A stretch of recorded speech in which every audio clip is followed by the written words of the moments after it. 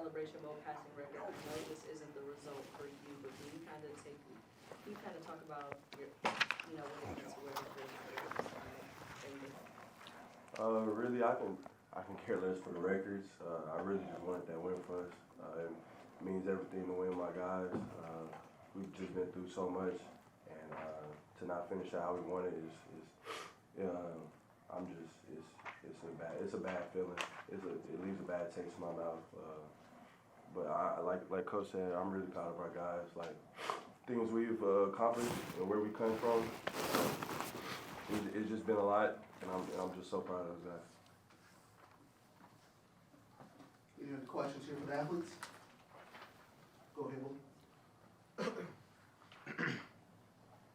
Sterling, my question's for you. Coach talked yesterday about you guys, like some of the things that we didn't necessarily know that you all had. But when you look at everything, obviously you don't get the outcome that you want, but just kind of, if you can, culminate what the season has meant to you for everything that y'all went through, even just to be at this point. Yeah, man, I mean, just like Cam said, like I'm really proud of our guys, proud of our whole entire program, the whole collective, all the way down to the support staff, what I'm saying, all the way down to the lady who helps clean our locker room, what I'm saying. We built a real great thing over there at Prairie, and I'm glad I could do it over here with Coach Jack, my last year. Outcome wasn't what it was, but they got a good program over there, so they'll be back here next year. Okay. Are there any other questions for the athletes? Dr. Bill? Kenyatta Cavill, Dr. Bill's inside the HBCU Sports Lab. I know it's a lot of emotions during the game, but what kind of, again, I'll say it, Kenyatta Cavill, Dr. Bill's inside the HBCU Sports Lab. I know a lot of emotions after an emotional game. But can you talk about the season and how you grew as a bond with each other in terms of claiming the SWAC championship game and coming this close to winning the national championship? For both of y'all, please. Here we go. I mean, yeah, man, just the whole season, like we said yesterday, man, it's been a grind. A lot of people didn't believe, what I'm saying, thought it was the old PV. But Coach Jack and his staff, man, that came in, implemented something into all of us young men, man, and just made the whole entire program better. And yeah, throughout the season, man, we've had ups and downs, you know what I mean? But I'm just proud of how we just stuck to it and just kept going 1-0 every single week. That was our whole mindset throughout this whole entire year, man. Just the process that we've had, the progress that we had, man, just every single week, man, it was incredible to see. I was on the team last year with Coach Jack and his staff, man, and it was pretty, like everything was already pretty implemented there. But man, coming to Prairie View, man, and seeing what it was before and then the aftermath right now, man, we took great strides, bro. And, I can't thank Coach Jack and his staff enough for getting all of his young men, ready for that. Really, it's hard to do what we've done and what the coaches have achieved. It takes a lot of courage. And having courage as a young man, doing what we do, is very hard. And like you said, I'm just proud of those guys, the things we go through every day, mental battles, the physical battles. I'm just proud of what we've become and where we're heading and where Coach Jack's taking this program. And there's a lot more in store for us. There's a lot more history to be made. And I'm just very, very, very, very proud of my guys. Yes, sir. Here in front. Thank you. Earl Kitchens with Quarterfied Bank. Could both of you speak on what it took to gel as a team with a new coach coming in and the camaraderie and the brotherhood that you guys formed over this year to get to where you are right now? Because I'm sure that transition was a little difficult, but you seem to have, gone through it all. I'd say definitely the adversity that they put us through. It just goes to show what type of team we are, the type of perseverance it takes for us to do what we do. And really that going through, trauma bonding, that's what they say. That's kind of what we've been through. But, it's all worked out. Like I said, we ain't finished how we wanted to, but very proud. Yeah, just like Cam, man. Took a lot of late nights. Coach Jack brought 70 new guys to a program with one idea, and that was to get up here and win. Came a little short, but yeah, you don't just it doesn't work like that. It took a lot of late nights, a lot of understanding the scheme on both sides of the ball. Took a lot of understanding our blueprint as a program, so to get everybody to buy in, man, it took a while, but man, did did it gel at the right time? You know what I mean? And like I said, came up short, but you know, Prairie will be back. Thank you, gentlemen. We'll open it up now for questions for Coach Jackson. Yes, sir. Going on, Coach Jack. Anytime you come to a new program and turn the team around like the way you did in one season, it's an immaculate feat. Talk about how you had the players buy in, how you were able to get that message across day one, and how they buy in to get you guys to this point. Yeah, I think you just heard from two guys that were very instrumental in us making the turnaround and getting player buy-in. We brought Sterling with us from the last place. He was able to get in the locker room with some other guys and kind of explain what it meant when we said certain things. Hey, when he says this is what he wants. And Cam was here when we got here, and he was able to figure out how to buy in quickly because Cam could have left. Cam didn't have to stay here. Like, there was a lot of guys in the portal. That's the one thing that never gets reported. When we took this job, there was a lot of guys in the portal that was on last year's team. So I know there's like this misconception that we walked in and took somebody else's players. That wasn't the case. This dude decided to stay because he liked what we were selling, and he bought into it.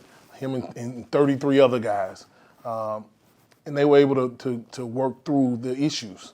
Anytime you put a bunch of new guys in the room talking about going to Atlanta to play for the national championship, there's issues. And people talk about iron sharpens iron, but nobody likes the sparks. Well, we embrace the sparks. And we've taught those guys, hopefully, how to embrace the sparks when life hits them. And so if we didn't have these two, probably wouldn't have been able to get it done. But coming from both realms of it, those guys were able to help make it an easy transition. Continue with questions for Coach Jackson. Wilson? Coach, last week you were talking about basically doing it your way. Obviously, you've done it your way. You said that if you didn't have a bigger trophy, this would be a bigger discussion on how you would basically describe the season. How would you describe it? I know it just ended, but like, how would you summarize it or look to it? Yeah, we fell short. There's no participation trophies in our program. Either we got it done or we didn't get it done. We did some good things along the way. These guys are champions of the SWAC conference. And so I know we used to say the SWAC runs through somewhere else, but now the SWAC runs through Prairie, Texas. If you want to win the SWAC, you got to come through here now. And so that is a great accomplishment. But we wanted to win here. We wanted to win here, not just so you guys can write about us and talk about how we did the X, Y, and Z. We wanted to win here because these guys outwork people, and they deserve to win. And so we'll look at some things and see what we can do better or what anybody can do better in any situation, and we'll get it better, and we'll be back. Kenyatta Cavill, Dr. Cavill's inside the HBCU Sports Lab. Coach Jackson, wanted to ask you in terms of the whole encapsulation of the season, in terms of how you look at it, in terms of building a program in your image for the players to develop behind that. What does that look like as you start to move forward? Doc, you know, I'll be honest with you. We probably got to take a couple of days and assess some things to really be able to fully give you a great answer. There was a lot that happened, and this was hard. I'm not gonna lie to you. This was hard, and this wasn't hard because of the players. This was hard because of grown folks. The players are easy, but we had to team up with our AD and sell our university and our community that our football team was going to be successful. It's hard for these guys to come out and play with empty seats. That's hard. That's hard. And so they decided to play for one another. And so I got to go and look at the season as a whole and see where we could have done some things better, what growth we've made. When you're in it, man, you don't have time to do that. You just keep being in it. We take care of what's in front of us. And so we'll look at it. We'll start that process on Monday and kind of evaluate it. But man, this was hard, bro. This was hard. But I want to make this clear. This ain't no funeral. Nobody died. Okay, like people out here dying. We lost a football game in a questionable way, in my opinion. But this ain't no funeral. This is life. If anything, this is a birth. Man, these guys about to go into the world. And so the world needs to be ready for these guys because they're fully equipped, along with the rest of their teammates and their seniors. These guys are degreed. This dude graduates in May. He already graduated. And there's 32 guys in that room with degrees. We graduated 8 of them yesterday. And so, man, Prairie View A&M football, not just playing on football fields, but we're getting people ready for life. And everybody's going to say that. Everybody, it all sounds good. The 1 in 10 team says that. But, man, we're really doing that at a high level. And I look forward to these guys being great Panthers. These guys going to come back, and they're going to donate money to the program. They owe me some money after what they put in their program. Okay, we got time for one final question. Coach, can you just speak to the landscape of HBCU football now with you as a first-year coach, and of course Coach Barry came here last year with his first season, and Deshaun Jackson at Delaware State. Just these first-year coaches having so much success with so many new players. Yeah, you know, I'm gonna say this, and somebody gonna get mad at me. I don't coach HBCU football. I coach college football, and we just happen to be at HBCU, and we're really proud of it. We don't make any qualms about it. But in our profession, putting HBCU football before something says that there's a negative stigma on it. You really got to understand what's in our profession about HBCU football. HBCU football in our profession says we don't wear the same color pants or we share helmets. That's not what we do here. We are a Division I football operation. So we have success because we have a program. We believe in our program. Sterling mentioned our blueprint. Our players believe in it. We have a desire to be better. And so I'm not attacking you, but I just want I want to make it clear, we don't play HBCU football. We play Division I, NCAA, FCS football. That's what we do at Prairie View A&M.